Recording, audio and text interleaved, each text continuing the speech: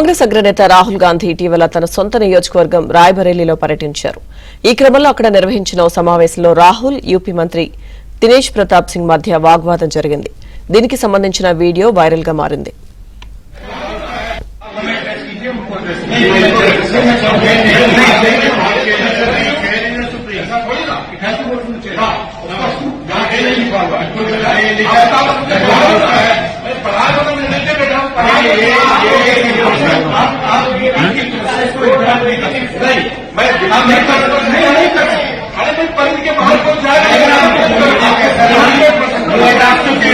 आपको कहना कि I would like to speak, I would like to speak ना।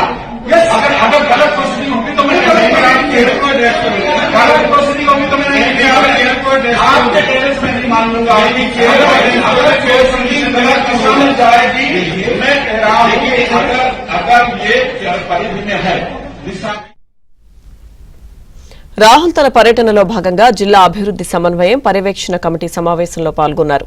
ఈ సమావేశంలో యూపీ మంత్రి దినేష్, అమేథీ ఎంపీ కేఎల్ శర్మ సహా పలువురు ఉన్నతాధికారులు హాజరయ్యారు. ఈ సమావేశానికి అధ్యక్షత వహించిన రాహుల్ ఏదైనా చెప్పాలనుకుంటే ముందుగా అడగాలని, తాను మాట్లాడే అవకాశం ఇస్తానని అన్నారు.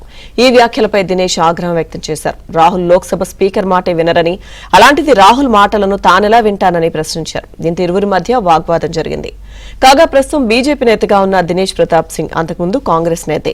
2010 నుంచి ఉత్తరప్రదేశ్ కౌన్సిల్ సభ్యుడిగా ఉన్న ఆయన 2022లో బీజేపీలో చేరారు. ప్రస్తుతం యూపీ మంత్రిగా పనిచేస్తున్నారు.